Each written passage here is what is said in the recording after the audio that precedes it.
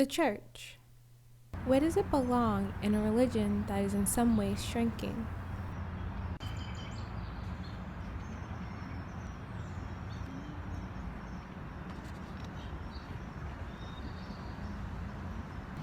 This led me to ask, how are the millennial Christian generation recognizing God?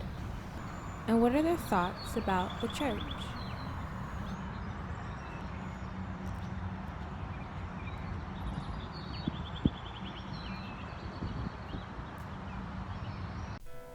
How do parents affect the spirituality of their children? A 2006 study in the Journal of Communication and Religion found that there's a strong correlation between adolescents' spirituality and the communication quality and frequency with their parents. My first church, my Nana was the assistant pastor, and then my second church, my parents were deacons, and now my third church, my parents are I think they're trying to be on leadership. Even though I'm comfortable with not going to church as often, I still take my parents' advice and try to go every week. I went to church for the majority of my life. My parents made me go to church every Sunday, but that's because I was too young to make my own decision.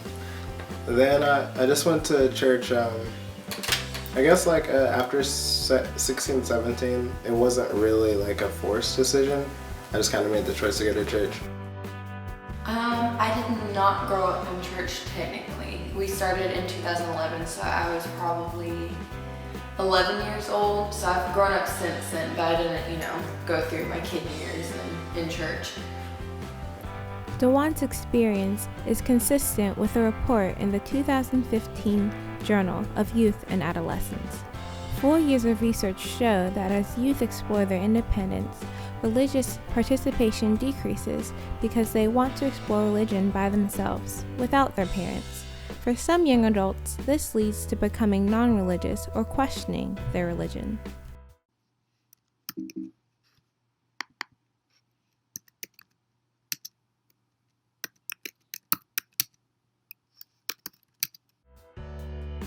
The father of Jesus, essentially. So I think of God as just the thing that your beliefs are based upon. I don't really think it matters what you call him. God is my friend and my protector. Basically, it's just everything. He's cool. I mean, he's just that still, quiet voice at night, that loving voice that's there to, wrap his arms around you and talk to you and listen to you. I mean, everything. He's everything. How do millennials experience this all-knowing, all-loving, everything God? A lot of ways, and I don't think that it's not always something that you can just feel. I've experienced God in the fact that I grew up with a really good family, and I feel I'm blessed in that way, and that's how God has touched me. Also, I have the Holy Spirit, and I've experienced tongues and stuff, so I think that plays a big part in proof that God is real and my experience with him. It's just I don't know, I'll see a full moon in the sky when I'm having a bad day and be wow, that's God right there. So I don't know, God looks like a lot of things. You can't just pinpoint on one thing. While interviewing millennials and ministers, one word kept popping up. People of all ages. A lot of the same kinds of people. Accepting people. What is the connection between our relationship with others and our relationship with God? I feel we are created to be in community, and it is how we both experience God or the other that is bigger than us, the Creator. And it is also how we are accountable in how we learn about God and express our faith. Some Christians show their recognition of God through how they behave around others. I'd say a lot of it has to do with how you treat people. I've grown up hearing, how you treat people is how you feel on the inside about yourself. If you just love on people when you're around them. A lot of times my faith looks like being super positive, or trying to be as positive as I possibly can to benefit like not just myself, but like the people around me. Millennials' need for independence does not extend to their behavior in the community. According to the National Philanthropic Trust statistics, 85% of millennials gave charitably in 2014, and 70% volunteered. Millennials I interviewed did not share if they volunteered. Through others, Christians live out their religion, but also people can be a barrier to their faith. Everybody I talk to, they say people are the biggest barriers. Other people, because people are hypocrites, they're judgmental. That's a big barrier for, I feel like, millennials is the people. When there's people involved, like there's always going to be like drama or like illegal things happening possibly. I would say that the church is flawed because, I don't know, like people can be too concerned about the experience, or they can just not be in it for the right reasons, and like that causes a whole like slew of problems, a lack of excellence in some cases. What you see from church, definitely people who are very stuck in their ways. Like it's always been this way. We've always had these kinds of people in this church, and I mean, I know that like they're gonna welcome everyone, but I guess it's almost like not trying to reach out to those kinds of people. In 1975, Public Relations Quarterly collected essays from 130 students on the role of religion and the church in society as affected by the government. Students saw the decrease of stock in the church and thought the cause of it was based on the fixed principles of the Bible. Students wanted to see the church change with society so that the stock would rise.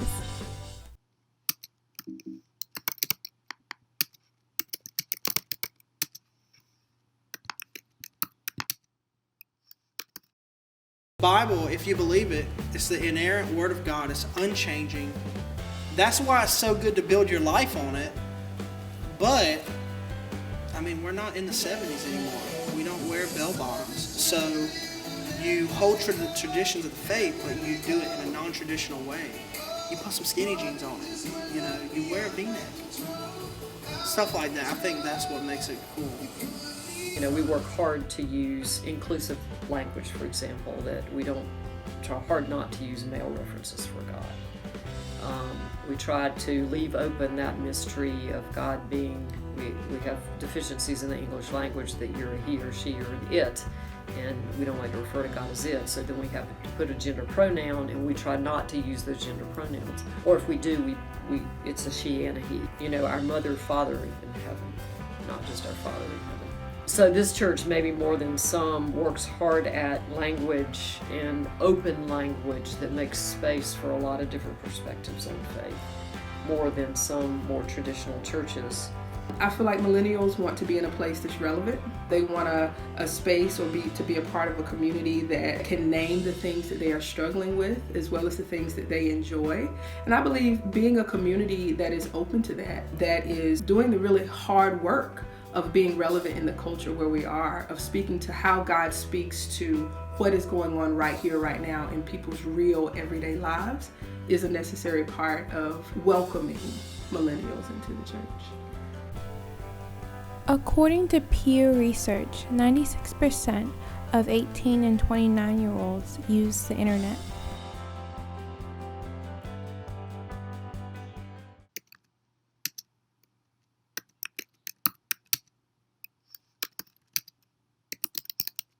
Honestly, if I can't go to church because of work, there are like a lot of other resources. Like the world is a lot different now. There are like tons of online resources and tons of people online talking about God and promoting God and speaking the word. Like if you miss church, you can easily find something online. You can find a sermon, you can find worship songs. So I don't feel like it's like missing church really like affects relationship. It's like what I do with that other time that affects relationship. I don't really care that much when I miss church service. I mean, I care, but it's not like, God hates me now. It's more like, wow, Megan, you're being lazy, but continue being lazy because you can watch it on the internet. It's not like a matter of like replacing, because like I feel like some people might prefer online church. Some people might prefer like physical church. There's always going to be someone that prefers like one or the other. Also, we can like use these two together, because I've been in church before where they like sing worship songs and stuff, and then there was like no one got on the pulpit to preach. Like we pulled up a video of someone else preaching, maybe it was a live stream or online. So it's like how you connect it rather than like trying to replace. Like we don't always have to like replace things. Instead, we can just like implement different areas of certain things and like bring them together. Millennials' lack of religious commitment is a result of growing up in the do-it-yourself culture, says Michael Holt, a professor of psychology at New York University. After experiencing God, I try to change my life in little ways, and sometimes big ways, but it tends not to stay for a while. Like I can like plan to make changes and like even go so far as to like making them for a short time, but usually they don't last, or like I just like stop doing them because I have a problem with following through with anything. So I guess it just bleeds into my relationship with God. I think one of the things that's different as I talk to our seniors and hear from some of the millennials is there's a real different understanding of what commitment is and how you commit, and the reticence of millennials, younger people, to make commitments, and even commitment as in come inside a church or get involved with an organization, whereas some of us who are older, and certainly people older than me, that's what life was about making commitments. Making commitments were really important, and keeping them was really important, and maybe some of it is the cynicism that has come out of the partisanship. Watergate just vastly impacted this country, and how much trust there was or wasn't. All those dynamics, I'm not a sociologist, have impacted how folks who are younger now, the idea that you may not do as well as your parents financially.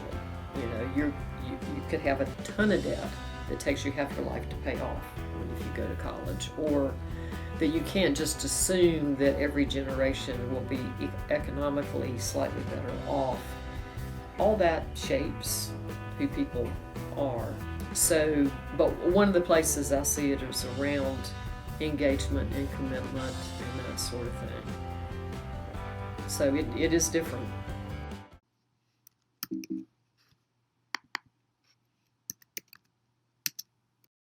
I feel that the church truly is a light in the community, and people follow what we do, people follow what we say.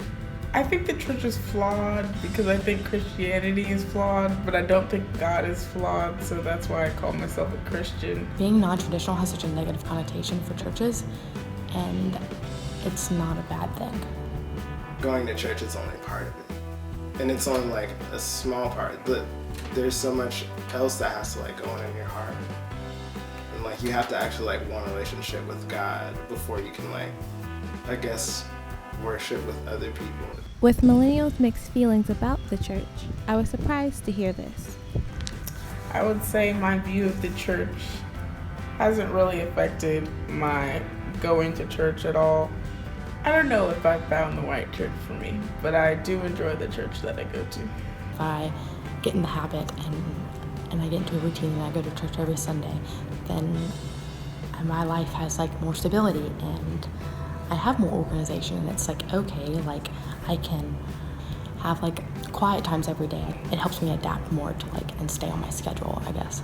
But I want to go to like a Christian church that's not traditional, if that makes sense. Honestly, I guess I still really haven't come to terms like with like what it is that I view the church as. because like, I don't know, most of my life has just kind of been like, you go to church on Sundays, and like Bible study on Wednesdays. So like, in a lot of ways, it's just like a place where they to gather with other Christians.